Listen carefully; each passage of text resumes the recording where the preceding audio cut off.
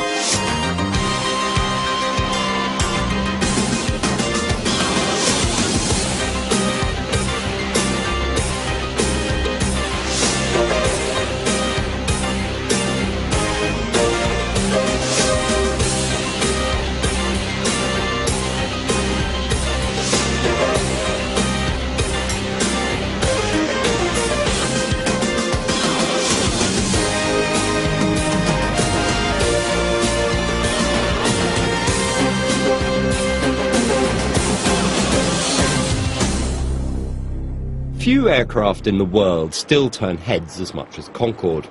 With her unique mix of technical innovation and evocative, even sensual design, Concorde remains a paradox in today's world of civil aviation. Still capable of outperforming any other civil or military aircraft, Concorde remains undisputedly the world's greatest airliner.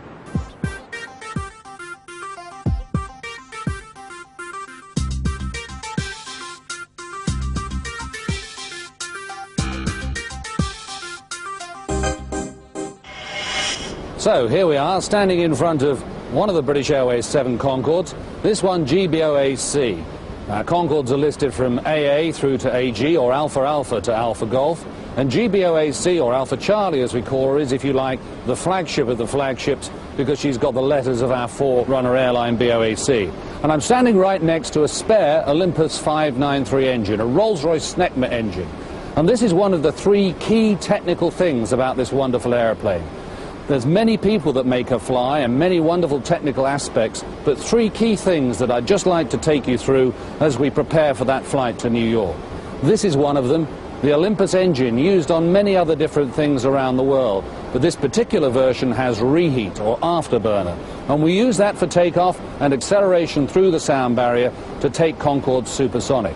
At takeoff, it has 38,000 pounds of thrust, about the same as 6,000 family cars, and can accelerate us from a standstill to 250 miles an hour in around 40 seconds, or, when we're at lightweight, even faster than a Formula One race car.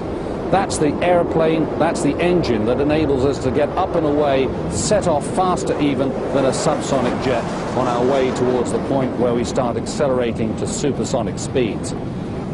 So right here, just behind Concorde's main wheels, are the engine intakes. That little engine sits behind this enormous intake. There's a pair of engines behind this intake pack here, and these are very special because as we travel along at twice the speed of sound, 1,350 miles an hour, we've got to slow the air down to a mere 500 miles an hour in just 11 feet. That's the speed that the engines can accept that air, and to do that, we move these panels that are marked of danger up above us up and down to create shock waves inside the intake and slow the air down. And the positioning of those panels is absolutely crucial. It's accomplished by computers designed by a British company way back in the 60s, and the computers that were devised to do that were a real breakthrough in aviation. If there's one thing that made Concorde successful, where the American and the Russian versions weren't, it was the computer that positions those intakes, enables us to fly supersonically for up to 3 hours at a stretch. And the third and final really important element is the wing. The very special features on the wing that keep our center of gravity in just the right place. Apart from the ability to store fuel, Concorde's wing is totally different from a conventional aeroplane, and so are the flying controls. An ordinary aircraft has ailerons, a rudder and elevators. Concorde has a rudder, but the ailerons and the elevator are combined into what we call an elevon to give pitch and roll control. They're right at the back of the wing. They're drooped down right now because there's no power on the airplane. But when she's powered up, they're smooth, flush and in total alignment, streamlining Concorde for high-speed flight. Also, the wing gives us some very interesting shapes, not only for supersonic flight and for the aerodynamics we need, but also to give us the ability to control the balance of Concorde. To keep her in trim, we pump fuel from a tank right at the front of the airplane to a tank right at the back, to balance the movement of lift as we go faster and faster. But the very clever shape of the wing stops that lift moving too much. Without it, we wouldn't be able to balance Concorde and keep her in trim, and we wouldn't be able to fly supersonically. So those are the three things that are really important technically.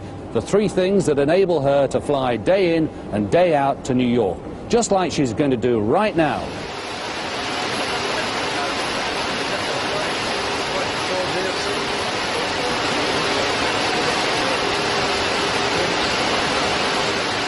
Here she comes now, right on time, and Captain Chris Norris and the rest of the crew are completing the checks before takeoff. As she taxis into place, the final before takeoff checks, and talking to London Air Traffic Control, getting clearance for departure. Any moment now, he's going to open up the 4 Rolls-Royce Olympus engines to full power and the reheats will cut in. 3, 2, 1, now!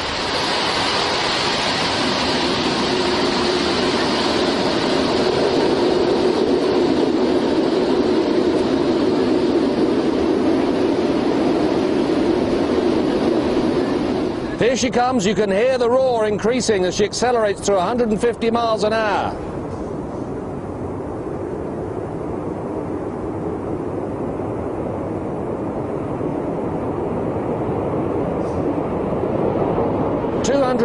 And she rotates and lift off.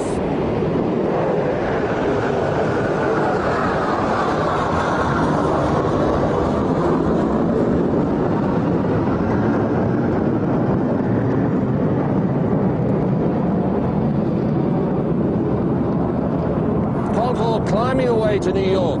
She'll be there in just over 3 hours. Shortly after takeoff, whilst climbing at a rate of 2,000 feet per minute, the crew undertake the noise abatement procedure. 3, 2, 1, noise. This involves cutting the power by 15% and switching off the engine reheats, helping to reduce the noise for those living underneath the flight path.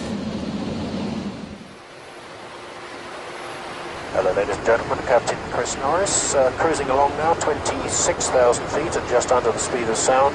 We're estimating arrival in New York, touching down around 10 minutes past 9, just over 3 hours from now, the time in New York, 5 past 6. Once clear of the coastline, Captain Chris Norris engages full power once more, whilst the flight engineer applies the reheats in pairs.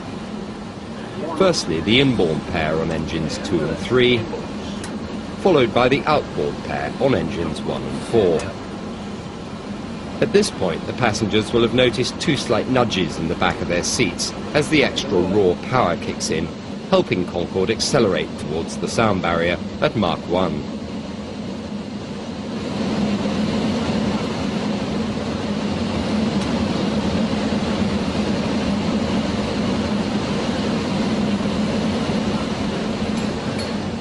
As the aircraft passes the speed of sound, the only indication on board to identify the change of status from subsonic to supersonic comes in the form of a horizontal indicator, flickering as it picks up the shockwave off the nose as the plane passes Mach 1.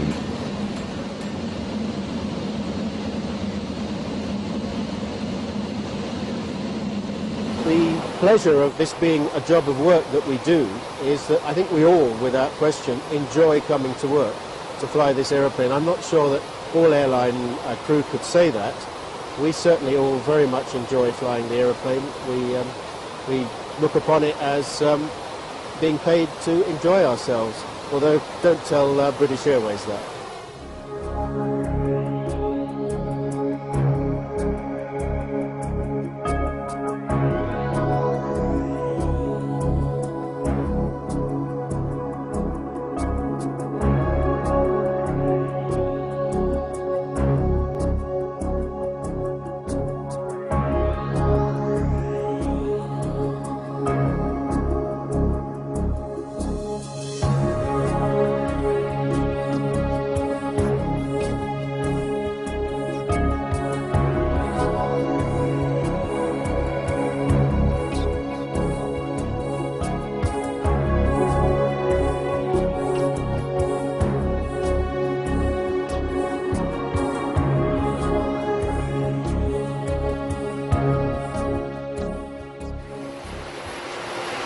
I think that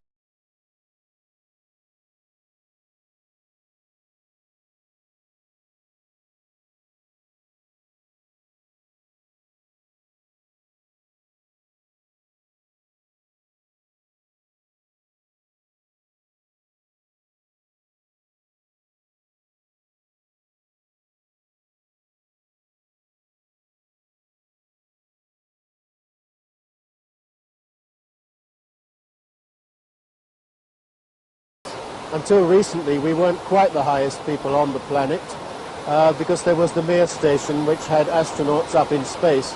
But now that that is no longer there, the people on this aeroplane today are actually the people furthest above the planet, and every time we fly the aeroplane, of course, that is the case. Our position at the moment is that we're at 45 degrees north and 57 degrees west. That means that we are to the south of Newfoundland and Nova Scotia in Canada. We obviously choose a routing that keeps us over the sea because that means we can stay supersonic all the way to our final descent into New York. The routing that we've done to achieve that is to take off out of London and fly subsonically towards the Bristol Channel, and then when we get to the south of Wales we become clear of the coastline. We can accelerate the aeroplane and climb it up. We have two set routings which take us to New York, or one that takes us to New York and one that brings us back again. There's no need to vary the tracks on a day-to-day basis because the winds up here are almost insignificant compared with our speed, so we always use the same routings. We fly along that routing. We have the height from 50 to 60,000 feet to ourselves, so we do what's called a cruise climb. And at the moment the aeroplane is actually climbing very slowly, 56,200, because there is nobody else up here to get in our way. So we just leave the engines on full cruise power and allow the aeroplane to gradually climb up as it gets lighter. For the seasoned transatlantic subsonic traveller, it's almost inconceivable that a mere 2 hours after leaving London and already the aircraft is passing Newfoundland and northeast Canada, providing a sharp reminder, if one were needed, of Concorde's staggering performance. In order to avoid creating a sonic boom over land, Concorde is deliberately flown on a longer, more southerly course out to sea, passing a long, narrow sand spit called Sable Island. The restriction coming into New York is that we have to be subsonic before we cross the coast, but we in fact choose to do a routing that keeps us off the coast right until we get to Kennedy Airport, so we can stay supersonic right up until the point where we have to start slowing down in order to make our landing at Kennedy Airport. And the way we slow down is whatever height we've got to on the Atlantic crossing, we hold that height, bring the speed back to about 1.5 times the speed of sound, and then we start descending and also continue slowing up back to the realms of subsonic flight, where we mix in with the other subsonic aeroplanes and become just like any other aeroplane landing at Kennedy Airport, controlled by air traffic in New York. As Chris Norris's flight from London is tracked down the US coastline in preparation for landing at New York, its controllers are already in the process of handling another 3 Concorde flights in and out of Kennedy Airport. In fact, a combination of Air France's 2 Concorde flights, in addition to BA's 2, result in JFK playing host to more of these extraordinary airliners than anywhere else in the world. Kennedy Airport, Air France, Concorde 001. Air France 002, heavy Kennedy Tower, runway 31 left. I mean, they got them for... Speedbird 1, heavy side, heading 350. Head 350. In order to give the pilots a better view of the approaching airfield, the co-pilot lowers the nose and visor 10 miles out from JFK. As flight BA1 from London nears the end of its journey, another Concorde flight BA2 prepares to depart JFK for London on the opposite runway. Speedbird 2 Heavy after departure, fly to Canarsie, climb. Sorry about the wait. Wind 02010, runway 31 left from the intersection, clear for takeoff. Canarsie climb, Speedbird Concorde 2, clear for takeoff, 31 left. Paca 580, Kennedy Tower, course and wake turbulence, departing Concorde, runway 31 left, taxi into positional. Next arrival is 13 miles out. Puts you on a hold, 31 left, back up 80. Speedbird 2 flying to Canarsie, climb noise abatement. 454 Alpha Echo, you exit the area to the northwest rate of service terminated. Squawk 1200, frequency change approved, good day.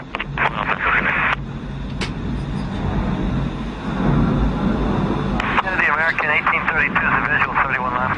American 1832, couple of departures prior to you, runway 31 left, clear to land at wind 030 at 11.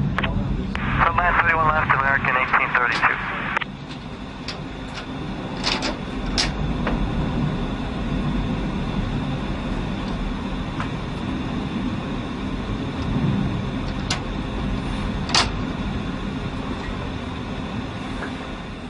To avoid the many residential areas that surround Kennedy Airport, all aircraft, including Concorde, are required to approach and depart the airport via predefined routes.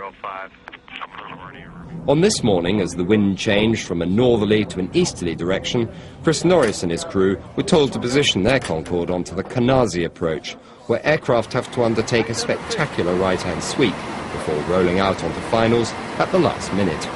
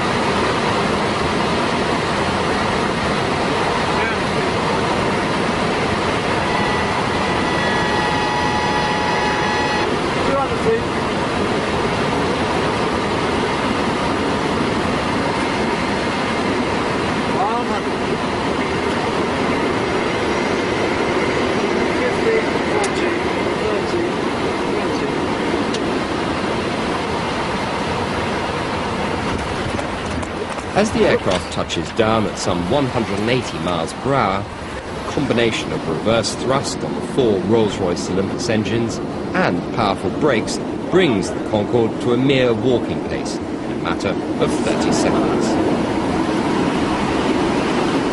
Concorde 1 heavy turn left is taxi, taxi into your ramp, monitor ground 121.9, good morning.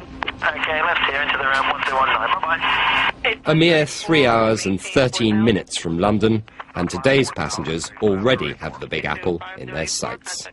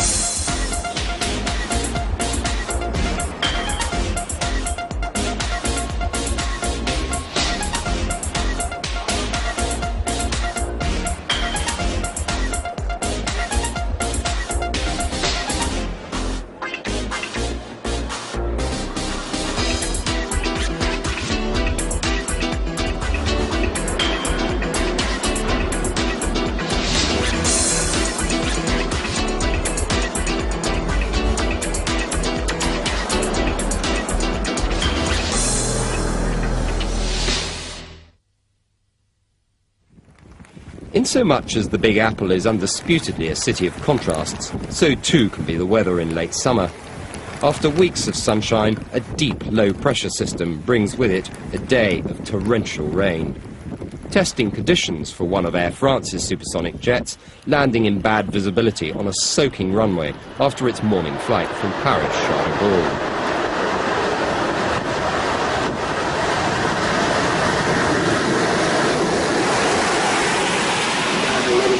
In conditions like this, airport staff are out in force to check water levels on the web of complicated taxiways around JFK.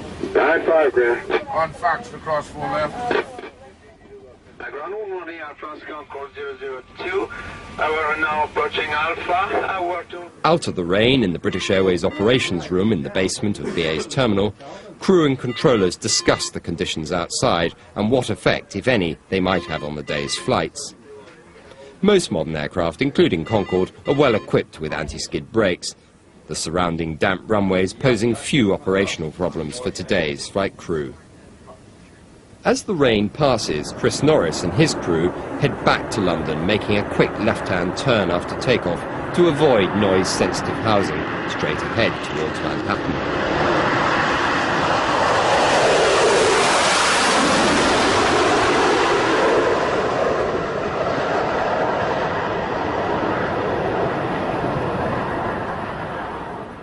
That departure from 31 left at New York is spectacular in those conditions, but it's really very, very exciting in any condition. Perhaps the most complicated procedure that any civil aircraft flies as a departure.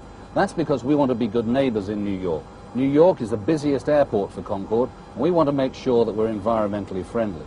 And to do that, just as soon as we're airborne, we turn out over Jamaica Bay, and we climb up to cross over the bridges there with our power cut back.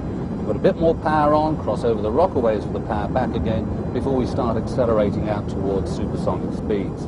That's not something that ordinary line pilots can do straight away, so they come here to the simulator at Bristol, the manufacturers of the airplane are based here, to learn how to fly that particular procedure. It's part of the conversion course, and we do it regularly on our check routines that every pilot and flight engineer go through every 6 months.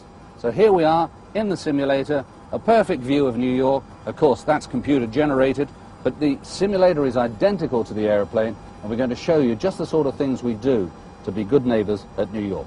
So, get yourself strapped in. Here we are sitting on the end of the runway, maximum takeoff weight of 182 tons, a beautiful day, and we're going to set off for London.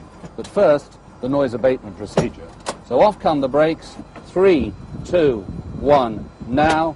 We open the throttles up and slam them open. It's just a computer input. The reheats light up. The airplane starts to accelerate. At 182 tons, the acceleration is already better than probably your motor car. We're traveling at 75 miles an hour, starting to increase speed towards the point where we're going to check the engines are functioning correctly. That's 100 knots, power checked. As we continue to go on up towards the speed where we make a decision to commit to the takeoff, that's called V1. Here we are coming up to that speed now, V1, and approaching the speed where we'll rotate the airplane to the climb-out attitude. As rotate's called, I pull back on the control column, pitching Concorde up to about 13 degrees. Shortly after that, we're airborne, positive climb, gear up, turn, roll on 25 degrees of bank. You get an excellent view out of the left-hand side of the aircraft right here as we turn out over the Jamaica Bay, sometimes seeing even the little fishing boats. Accelerating up to 250 knots as we approach the noise time. 3, 2, 1, noise, reduce the power and switch off the reheats, cross over the bridge, and there we are, tippy-toeing out of New York, being really friendly and good neighbors. The busiest time of day at Kennedy Airport is generally in the afternoon and evening, but all the Concorde movements are between the hours of 8 and 9:30 in the morning.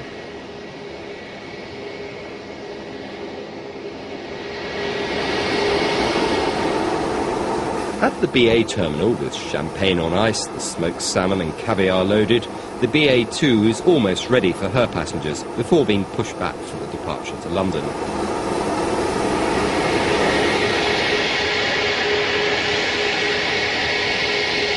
Meanwhile, Air France's Paris-bound Concorde departure is already negotiating the web of complex taxiways at Kennedy, which will lead her towards the departing runway this morning. As the number of subsonic flights waiting to depart from another runway increases, thanks to noise restrictions, both the BA and Air France Concorde have been allocated the empty 3-1 left runway, ensuring a right-time departure, whilst everybody else is having to line up. At last, it's the turn of an American Airlines Boeing 767 departure for London, a journey that will take over 6 hours.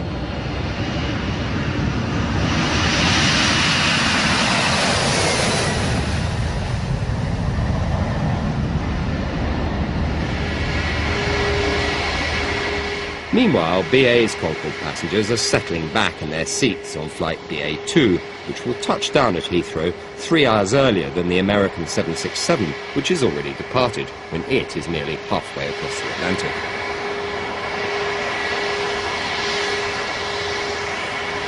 With the nose and visor down, the crew undertake a complex checklist, checking everything from electrical systems to the flying controls. Meanwhile, the passengers aboard the neighbouring BA Jumbo, also shortly to depart for London, can only look on with envy at Concorde's sleek lines as she glides past majestically prior to her supersonic soiree across the Atlantic in a fraction of the time it takes everybody else.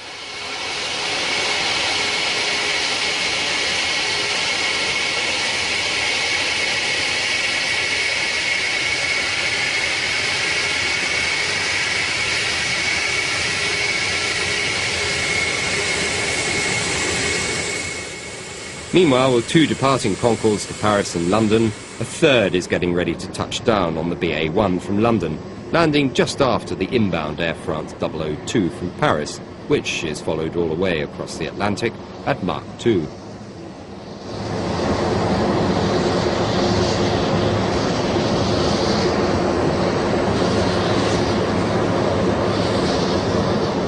With only 12 Concordes in the world, it's a strange thought that a quarter of the worldwide fleet of this extraordinary aircraft are under power at the same time at the same airport most days of the year. JFK produces many an opportunity to see both airlines' fleets at the same time.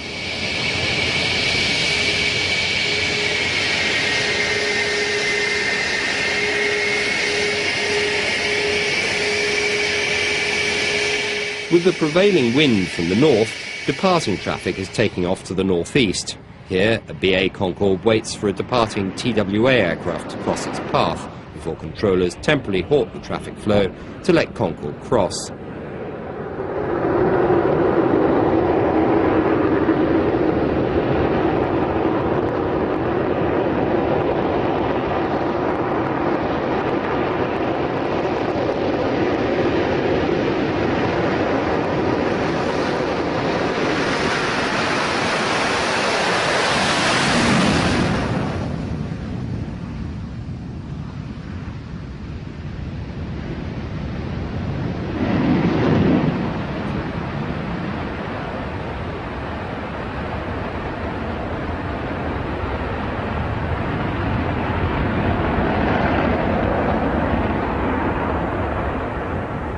After a series of left-hand turns, she will commence her supersonic acceleration out to sea and will not see land again until she passes the southern coast of Ireland near Shannon.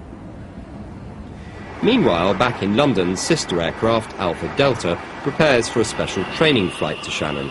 Twice a year, Concorde flies to either Châteauroux in France or, in this case, to the southern Irish town for a week of training. With no hostesses on board, senior training captain Les Brodie finds himself in unfamiliar territory in the forward galley. It's up to the flight deck crew to forage for themselves on these flights. On board, the training crew, consisting of flight engineer Ian Fellows-Freeman, Captain Jeff Mussett and colleague Andy Barnwell, prepare for the short flight to Shannon. Back in the passenger cabin, 5 newcomers to the fleet take their seats on the aircraft for the first time. By the end of the ensuing week, they will be hoping to swap the leather-clad passenger seats at the back for the coveted prize, a seat at the controls. With the runway in sight, excitement builds amongst the new recruits embarking on this supersonic conversion course, with their days of flying rather ordinary 757s and lumbering jumbos hopefully soon over.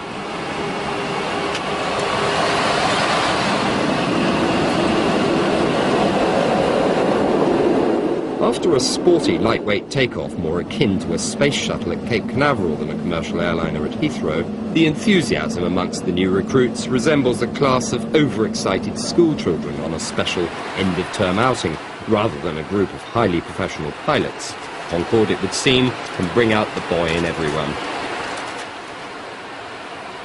Keeping the speed back to a leisurely 95% of the speed of sound, it's not long before the aircraft enters Irish airspace, and it's time for Ian Fellows-Freeman to start balancing the aircraft by pumping fuel from one tank to another.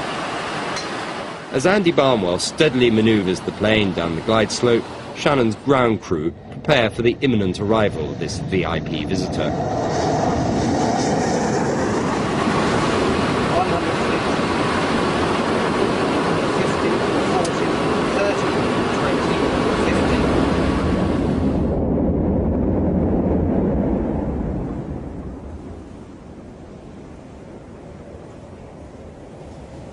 Shannon will be Concorde Alpha Delta's home for the next 4 days as the new recruits take to the skies, flying circuits, practicing those all-important landings, which can't be simulated to the fidelity required on the simulator in Bristol.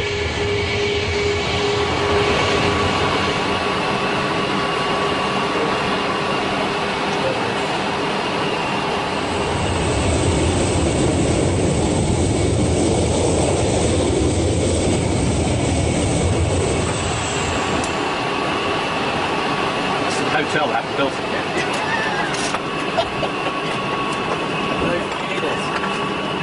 They start off in the ground school learning all about the technical systems of the aircraft, which is vital for further understanding for when they get on the simulator. And we're spending time with them down in Bristol, so we get to know them quite well. The thrilling part, of course, is when they actually get onto the aircraft for the first time, which is what we're doing at the moment. We call this base flying, and both the pilots and the flight engineers fly on the aircraft for the first time, but without passengers. And to see their enthusiasm really rubs off on us. So I think we're all pretty excited by the time we get here. It's a moment we've been looking forward to for a very long time. Well, it puts into real life things that you've just been studying in the classroom. You've never sat in the airplane, you've never sat in the seat before, and to look at it and feel at home just reflects how good the course is. You understand the systems, you've flown the simulator, and you sit in the seat, you even know where to go for the seat catches. Feels familiar. But then, of course, when you start the engine and the thing actually gets underway, you get all the senses that you're not used to, the noise and the acceleration that the simulator can't actually show you. The passenger sits there in comfort and is aware, certainly, of the noises on takeoff. I think they still feel that as much as we do. But very soon, as far as they're concerned, it's now an airline, and it's just trotting along, and they're sitting there in comfort, reading the papers. For us, it's a fast jet front, an airliner main cabin. And that's the really unique thing about it. They've made something which is not only fast and powerful and furious, but it's also extremely beautiful to look at as well. So I think an image that everybody holds in their minds of Concorde is Concorde on the approach. Great big sort of stick manta sort of image. There's this one coming down with a long, long nose out at the front, bent down. You hear it going now. It's a tremendous sound.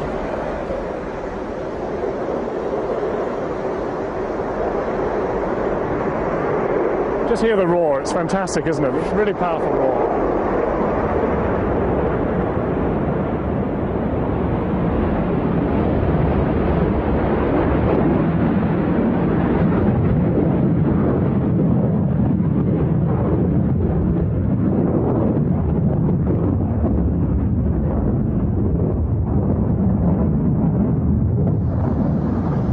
Tremendous sight. Absolutely stunning. I think it's fair to say that we do attract enthusiasts. I think people, they've got to want to fly the aircraft. The course is very long. Regular route destinations are fairly limited, but that doesn't seem to matter if you're enthusiastic, because you basically want to fly the aeroplane. So perhaps it's not everyone's cup of tea, but the nice thing is that we do get people coming on the course who have probably wanted to do it for a long time. And that is a very strong motivational force. And when they actually get on the aircraft, flying regularly, and they've got the confidence, it's probably even outstripped their ideas of what it was going to be like. The first impression is a very valuable moment that I think all of us will cherish. It's fortunately quite a lightweight takeoff, so there's a lot of spare thrust, a lot of excess power, and it certainly accelerates extremely fast, and I'll always be left with that memory of the first takeoff. A lot of vibration, a lot of noise, a lot of very rapid acceleration and very rapid climb, up to 250 knots in a very short space of time. Now, to compare that with military aircraft that I've flown in the past, it's on a par with a lot of them, actually. Yes, if you get a military fast jet at very lightweight, it's probably more sprightly than this. But heavyweight, it's on a par with the Tornadoes and Jaguars and Harriers I've flown in the past. And it reminded me very much of those as well. The vibrations that you get through the airframe, the smell of hot metal which you get from the reheat system, all those things are just like the fast jets that I've flown before. And I really felt at home. I thought, yes, I've come back to a fast jet. Given the enormity of the task ahead of them, these new recruits could be forgiven for missing the beautiful scenery below. A visit to the historic 13th century Bunratty Castle will have to wait until the real work is over. Flying Concorde in tight circuits, time after time, requires skill and immense concentration. After returning from base training at Shannon comes the really interesting part. Flying the aircraft and doing what she was designed to do. Operating between London and New York with business passengers crossing the Atlantic faster than the Earth rotates. There's no question it saves not just the hours of the day, it saves the days of the week by making day one an effective one on the other side of the Atlantic. Really, I suppose everybody was a businessman in one sense or another. Either they were businessmen in the sense that you and I would think about it, or they were sports stars, actors, pop stars, people to whom time was money. Then you come back on day two, midday, arrive 10 o'clock in the evening Europe time, and go to work on day three back in Europe. Marvellous.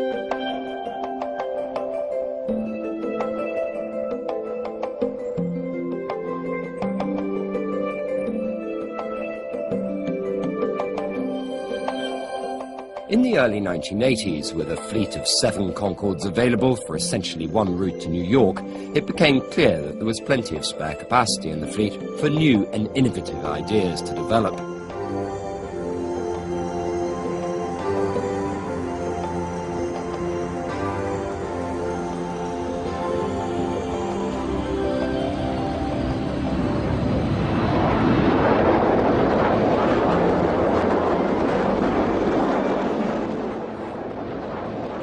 We've got a history of flying many special flights in the past all over the world. We've been to over 250 destinations, including 72 in the United States. We've also used Concorde in the flagship role. And those activities have seen us going to interesting places like Boston for the Ryder Cup, where the authorities were so helpful and really pleased to see us. I was absolutely delighted to be involved in flying Concorde in the flagship role. In particular when we flew her to celebrate the state opening of the Scottish Parliament in 1999. Flying down Princess Street, over Her Majesty, but then on and beyond to Glasgow, Greenock, and back round over the Forth Bridge. Some fantastic shots on a really wonderful and memorable day. That's when Concorde's at her best, flying, being looked at by all the people that love seeing this beautiful aircraft in the sky. Back in the 1970s, BA operated a regular, if short-lived, service to Singapore via Bahrain. Since its suspension in the 1980s, visits to the Middle East have been seldom. The recent exceptions have been special charter flights to Aqaba in Jordan and Cairo in Egypt. The trend towards charters led to entrepreneurs in the travel business capitalizing on the availability of this unique aircraft to fly passengers to the fascinating lunar-like desert landscapes of the region.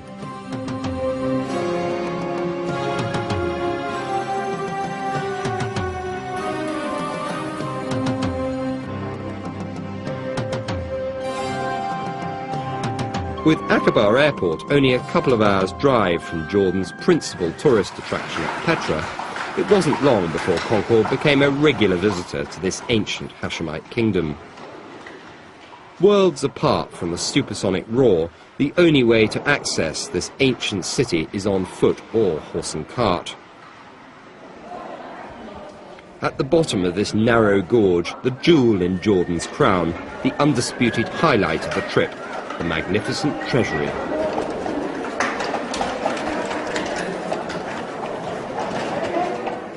Radiant in the morning sunshine, this spectacular structure was hewn from sandstone by the Nabateans, a nomadic Arabian group who ruled from the 6th century BC to 100 AD in a truly breathtaking setting. The A week later, another Concorde was back in the area, landing at Cairo's main airport, taking its group of passengers on a weekend trip to the last surviving 7 wonders of the world. The ancient pyramids built by the pharaohs, taking 20 years and 100,000 labourers to complete.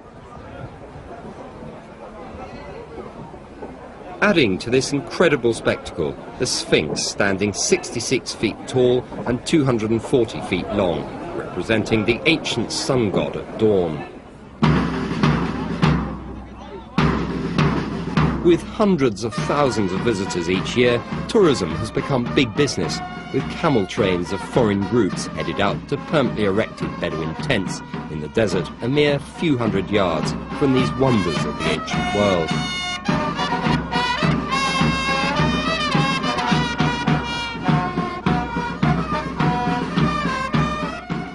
After the short ride, the group were serenaded to their seats by a local brass band, requiring perhaps just that little bit of fine-tuning.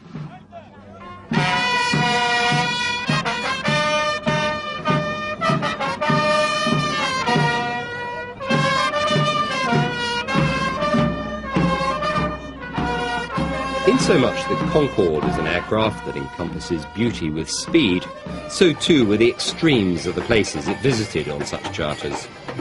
Pre-Christmas trips to the Middle East were followed by day trips to Lapland and the Arctic Circle.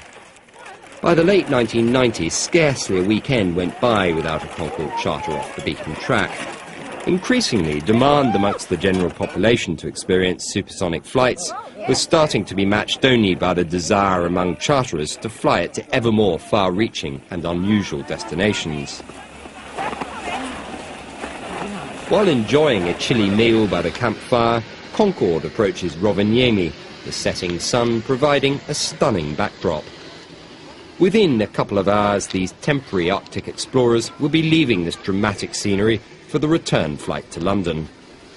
As the temperature drops, flying in and out is not without problems, defrosting Concorde's wings to evicting stowaways who've decided that supersonic flight is somewhat superior to Rudolph and Sleigh. Okay, everybody, let's go to London. For some people, it's just the flight in itself. That was the be-all and end-all, and for that magic hour and a half, they'd be taken into another world. And most of them were really thrilled by the experience. They were tremendously rewarding to fly. I mean, it was just wonderful to have them on board. There's no doubt that charter passengers on Concorde almost feel as if they're going into some holy place. They've heard about Concorde, they've read about Concorde, they've seen Concorde, and now at last they're actually going to fly on Concorde, to experience this twice the speed of sound, this flying to the threshold of space where the atmospheric pressure is 1/10 of its value at sea level. And if you look carefully, you can just about see the curvature of the Earth. Bournemouth's Herne Airport is one of the more regular haunts on the regional circuit. Bournemouth has seen Concorde charter flights to places as far afield as Pisa, Venice and Tenerife, as well as quick trips out over the Bay of Biscay and back in an hour and a half. These flights were not only rewarding for the passengers, but also proved an exciting day out for the crews, more used to the confines of one regular route to New York with generally disinterested passengers.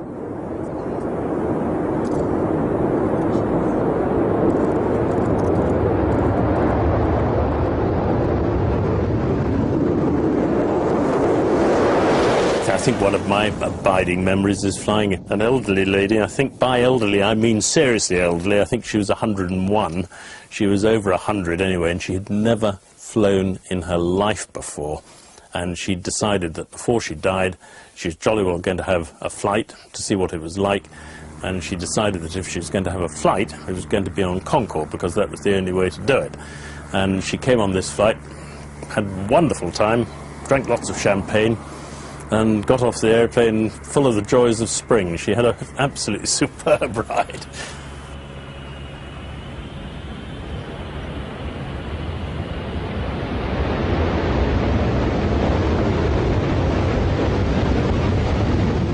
Often we'd have to fly around to get our weight down to a landing weight. So under the radar, control control, we'd actually have a little bit of spare time to kill. So we'd probably fly along off the coast of Bournemouth before we were down to landing weight. When a Concorde lands at Bournemouth, the event is normally marked with a vintage flypast from the local Jet Heritage Museum.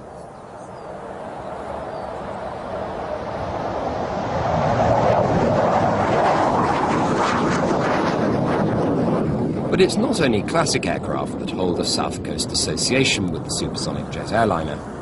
Just along the coast at nearby Southampton, a number of Concorde passengers, having just arrived from London on the Orient Express, continue their journey to New York on the QE2 before returning to London a week later on Concorde. An irresistible combination. Well, they're wonderful ways of transport. In fact, you can do all three. Go on the Orient Express to or from Southampton, to or from New York on the QE2, and to or from New York on the Concorde. And if you want to get three all inside a week, that must be the way to do it. I've been lucky enough to go on all three, and I wouldn't like to differentiate between them because I like all modes of transport.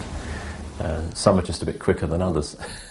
I always think the QE2 is classic. It's like Concorde insofar as they came from a particular generation when you built and tested things very, very thoroughly. The QE2 will be able to encounter and overcome any weather that you could throw at it at sea. Good draft, very solid, built for the North Atlantic. And it's the same with the Concorde. It's a very robust aircraft. And I always think that they're two very, very special modes of transport specifically designed for that environment. So I think when you've done the two of them, you've probably experienced the ultimate in designer travel. It's the ultimate irony that the passengers embarking on this voyage to New York will have paid much the same amount to take 6 days to get there as they will have done to return in only 3 hours on Concorde. It's always appealed to everybody's sense of what an aeroplane should look like, and there's a theory that says it appeals to both sides of the brain, the scientific side and the artistic side. Concorde has always done that, and it's funny that it's rather like some other things in life, like steam trains. I'm particularly keen on railways and steam locomotives, and there seems to be a link between the way that those sort of things appeal and the way that Concorde appeals.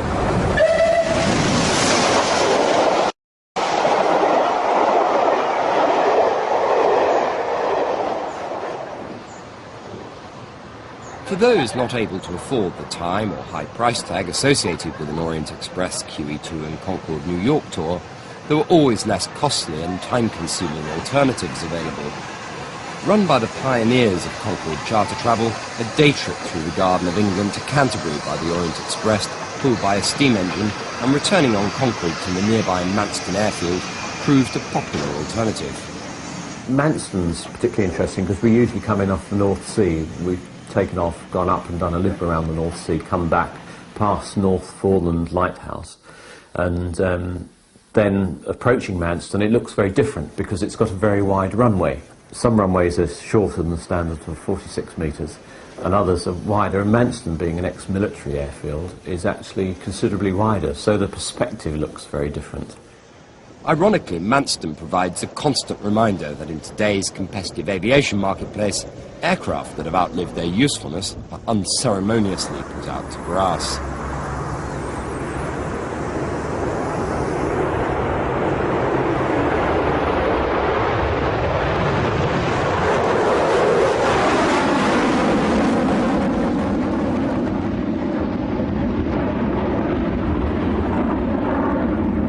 With greater scrutiny being placed on commercial viability, regional charters that use up valuable aircraft cycles could well prove to be a thing of the past.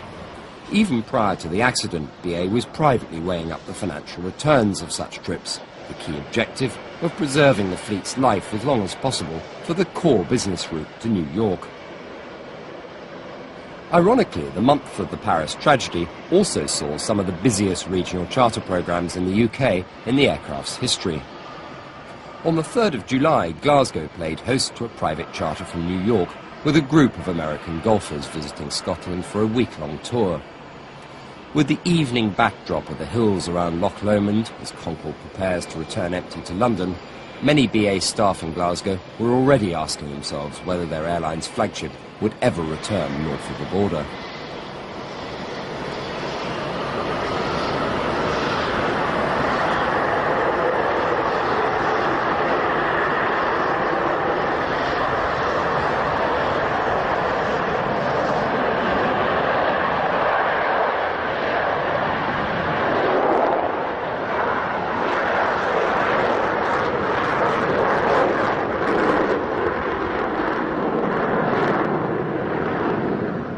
week later, Concorde was out on another UK regional tour, this time to the Midlands and North West.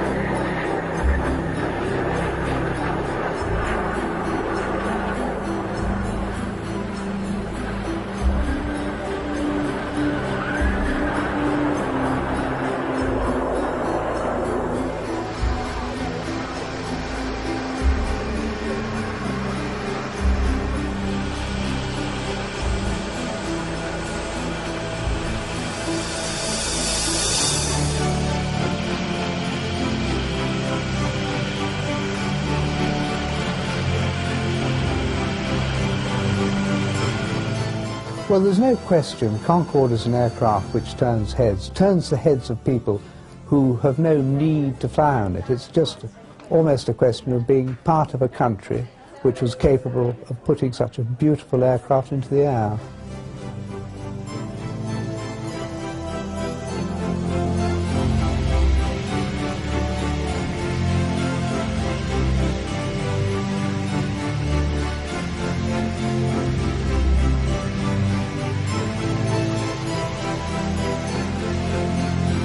Even on the very short 1.5 hour round the bay flights, we used to get all the passengers up during the course of the flight for a quick peek at the flight deck. And just to look at their faces and the sort of wonderment on their faces was tremendously rewarding.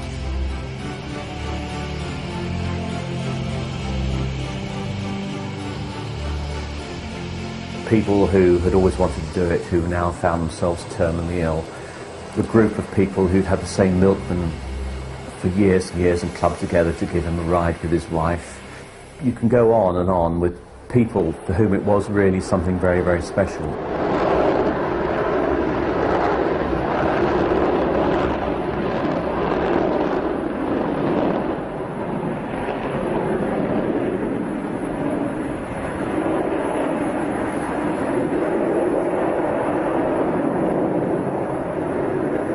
It's absolutely remarkable. I mean, there's this airplane travelling faster than a rifle bullet on the edges of space, 23 miles a minute or something it's going at when it's going at top speed, and it feels as though you're hanging suspended in space.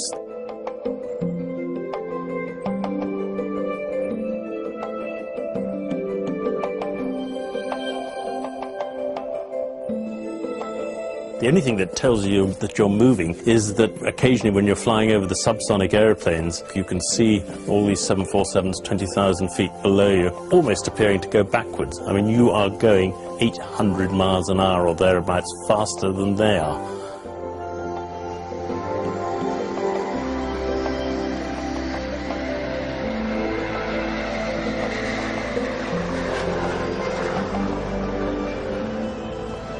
The airplane was an absolute delight to fly. It handled beautifully. And remember, we're talking about an airplane that was being designed in the late 1950s, mid-1960s. I think it's absolutely amazing. And here we are now in the 21st century, and it remains unique.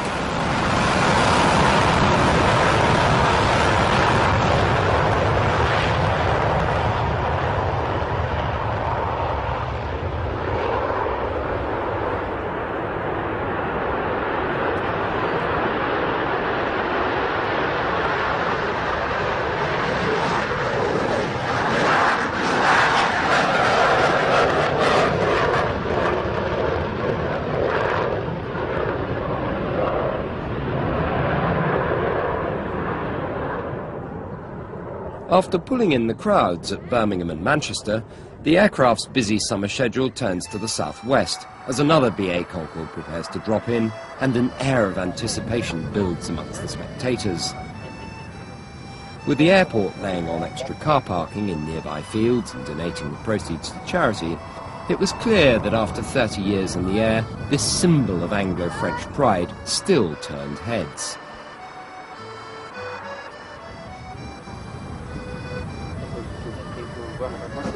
When you're watching Concorde's approach, everybody's out there. They find a reason that they must be out on duty on that day, and everybody's straining to try and see it, the first landing light coming from the distance. And we're lucky because we have such a clear view. It's unrestricted, unlike some of the major airports where it probably gets lost with a lot of buildings and other things. From here you can see it, and you start to build up the adrenaline, and the excitement is phenomenal. It's quiet, and then all of a sudden the roar of Concorde, the adrenaline is bursting. It's amazing the amount of emotion it can give people.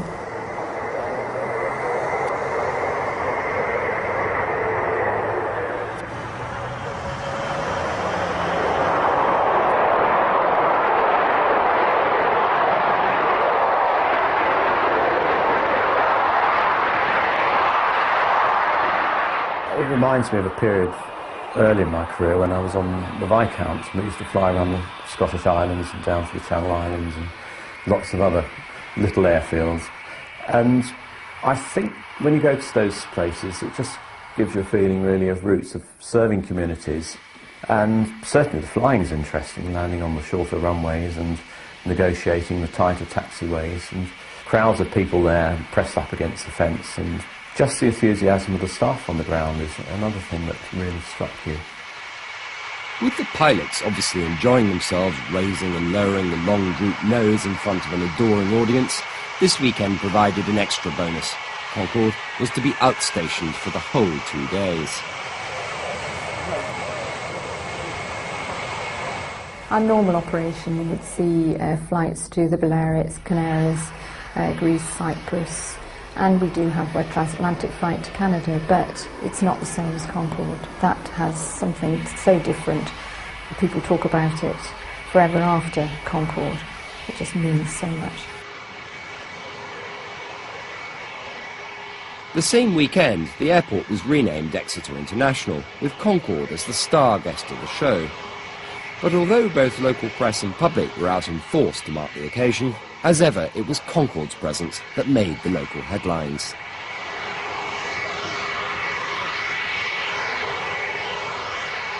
The following day, even bigger queues had developed to try and catch a ride on the star attraction.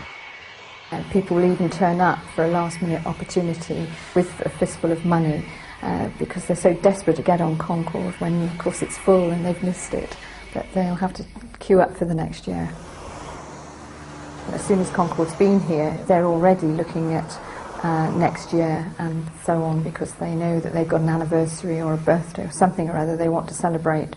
So they're all so keen, and once they've seen it at Exeter, it means so much more. Whether it's coming in or going out, it has a thrill for everybody to say, well, I've been on that, I've been on Concorde.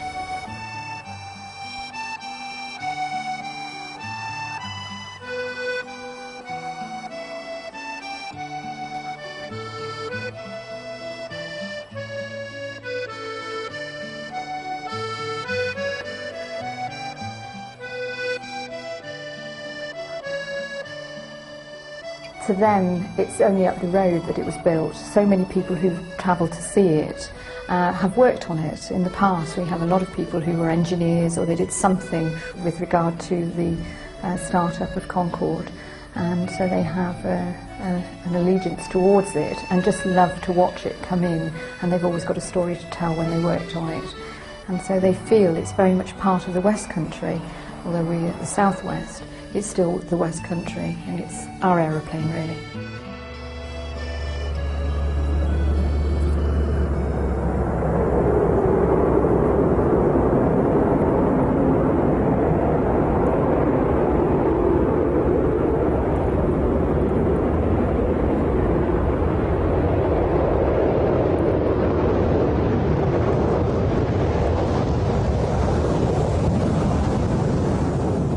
For the crews, charters represent something out of the ordinary, and it's this sense of adventure that proves attractive. However, the window of opportunity for new pilots to sign up to this exclusive club comes up rarely.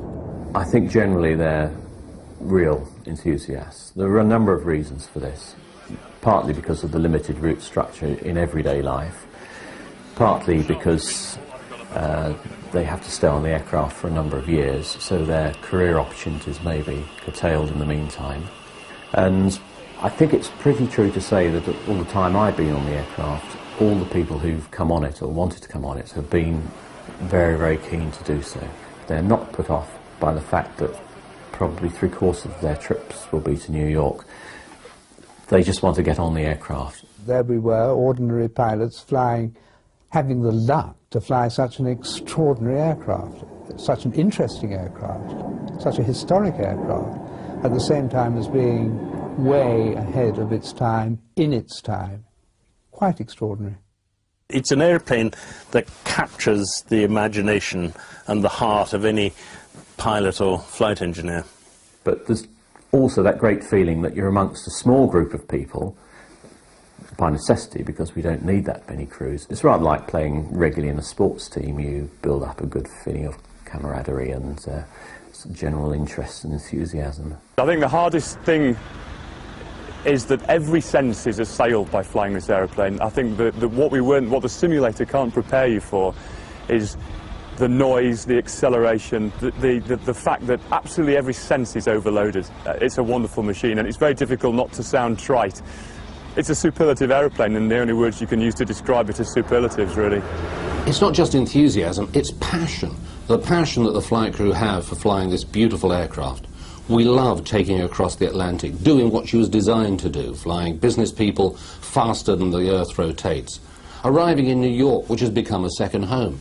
Most of us do our city living there. Some sail, some go to the theatre, many have friends. A real opportunity to get away from it all. But in the winter, when it's cold there, we really value flying Concorde on the other scheduled route to Barbados. To New York, we see the same faces day in and day out. 80% of them are business people, 80% are repeat customers. We often see the same faces together with their families going down to Barbados for that wonderful winter holiday. But also other folks who've saved up all of their earnings to have that very special, once-in-a-lifetime break on this beautiful island in the Caribbean. The flight crew love it, the cabin crew love it. We get away from the winter to the glorious summer sun. After the onboard haute cuisine, passengers wait for the opportunity to visit the flight deck, a practice now sadly curtailed since the events of September the 11th. Flying at Mach 2, as the aircraft heads south towards the tropics and the air warms at lower altitude, so the reverse happens in the stratosphere, assisting Concorde to increase her rate of time. Shortly before the descent into Barbados, Concorde levels off at 60,000 feet, her maximum altitude, as John Tighe dials up the initial descent level. Behind the pilots, flight engineer Ian Kirby monitors the fuel situation, crucial for balancing the weight of the aircraft prior to landing. After lowering the visor and selecting the nose to its initial landing position during the descent, Concorde passes over the northeast coast of the island. Shortly, she turns south along the west coast, 1,500 feet above the Caribbean Sea, passing the chain of luxury hotels scattered along its popular sandy beaches.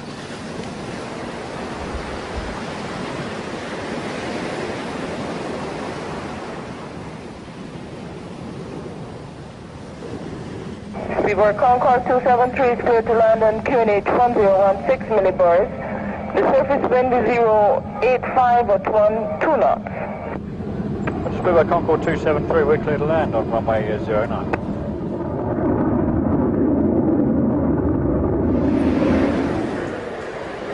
At the island's Grantley Adams International Airport, the returning passengers, many of whom have flown out subsonic on the Jumbo, are looking forward to their journey home on Concorde as they check in.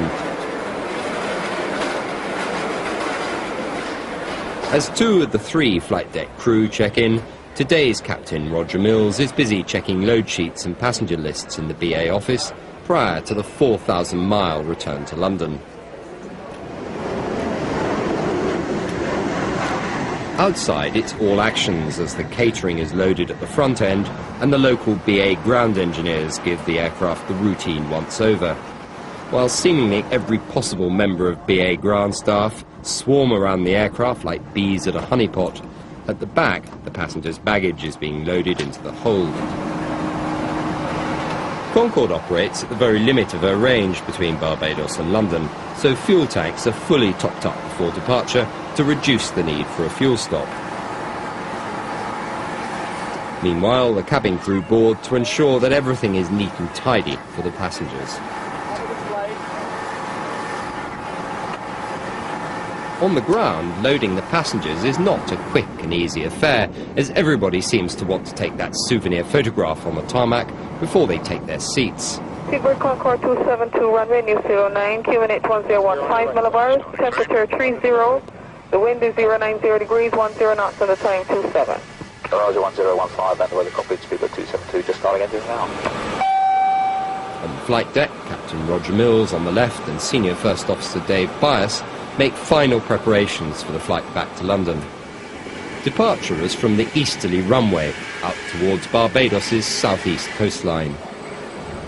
Concorde 272 is now cleared for takeoff. The wind is 090 degrees, 10 knots. Take off on 272.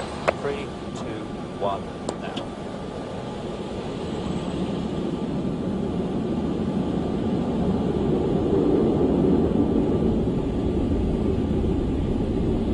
V1.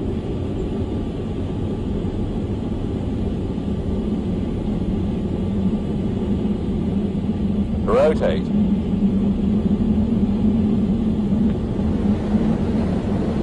V2. Positive flag. Gear up.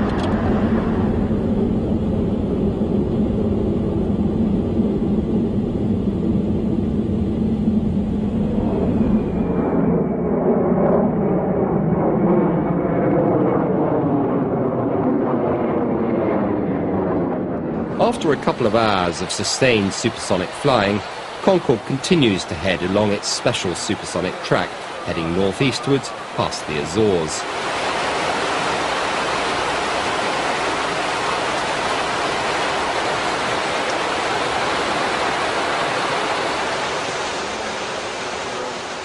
As he looks out of the cockpit window, Captain Roger Mills was well aware that the sun would soon be setting on his Concorde career. In New York in October 2002, the local BA crew had prepared a send-off for Captain Les Scott, affectionately known as the Silver Fox, prior to his last ever Concorde flight to London.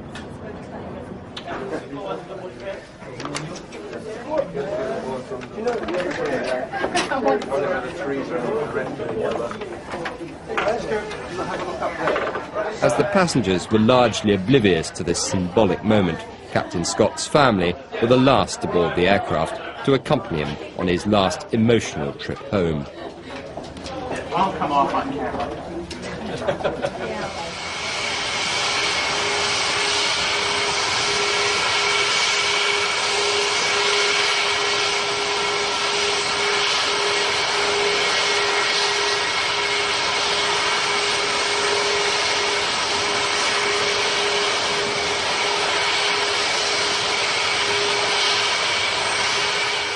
As appropriately the unofficial flagship of the flagships, aircraft GBOAC, pushes back, the Port Authority of New York and New Jersey had laid on its own tribute to this popular senior training captain, who'd been responsible for training his own co-pilot, Les Evans.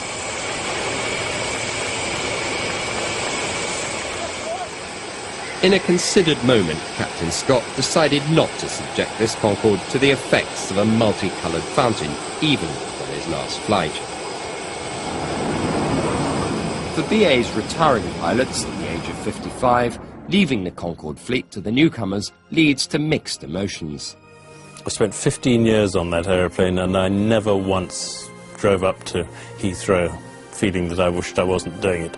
There was always that eager anticipation that I was about to get back into the flight deck of my favourite aeroplane. I mean, I've flown well over 70 different types of airplanes, including helicopters and seaplanes and all sorts of things. And there is nothing that compares with Concorde. It comes into a very special category. It's the Grand Prix racing car, the Epsom Derby winner of the flying world, without any doubt at all.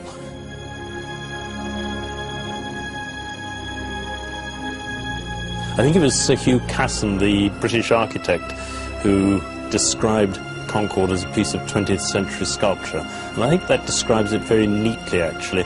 And it is, in a sense, the fusion of art and technology in an absolutely sublime way.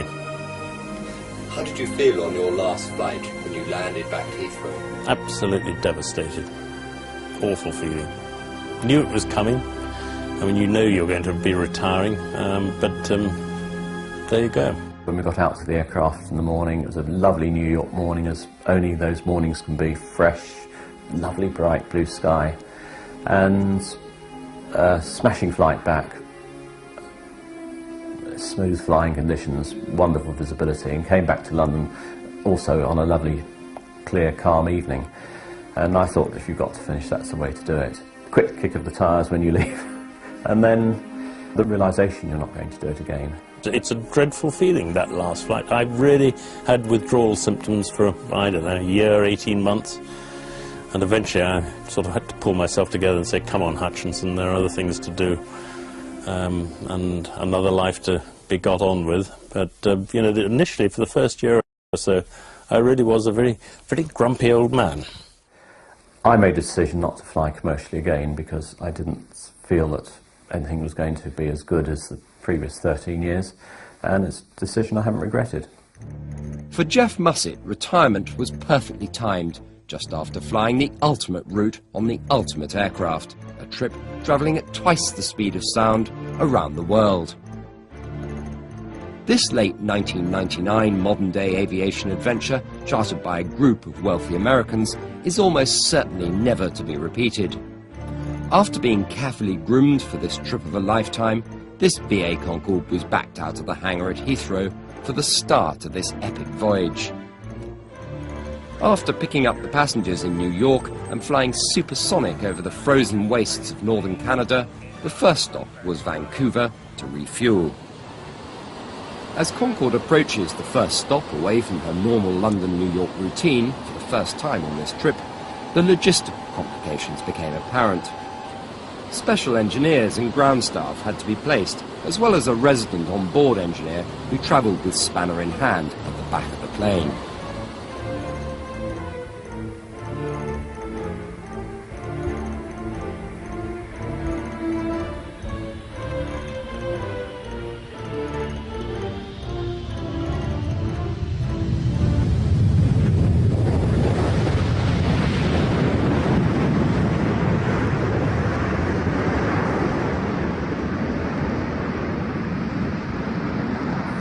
The problem with an aircraft like Concorde is that, unlike a 747, we don't maintain stocks of spares around the world. We have to take engineers as spares with us. But contrary to that, because one stops for 2 or 3 days, everywhere in the world is within reach of getting a spare to the aircraft. After literally an hour on Canadian soil, Concorde heads for Hawaii. To cross the Pacific at Mach 2 is hugely deceptive, with the vast tracts of ocean gobbled up in a matter of only a few hours.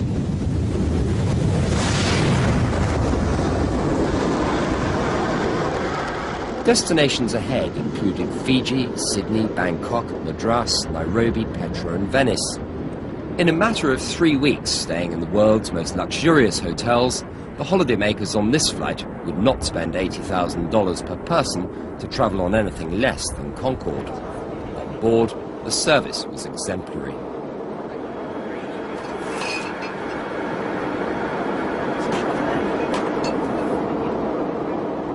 I think the beauty of a round-the-world trip like that is that you start at a sensible time in the morning. So you've had breakfast, you have a pleasant lunch, and then by the time that's cleared away, you're landing, and you still feel fresh, and you've covered 3,500 miles.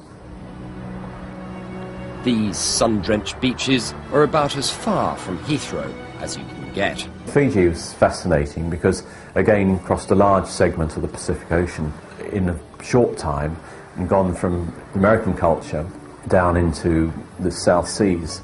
And it must have been wonderful to have seen the aircraft arrive against the backdrop of the beaches and the palm trees. And flying in, of course, we got exactly the reverse insofar as we were looking out from our little world down onto this palm-fringed paradise.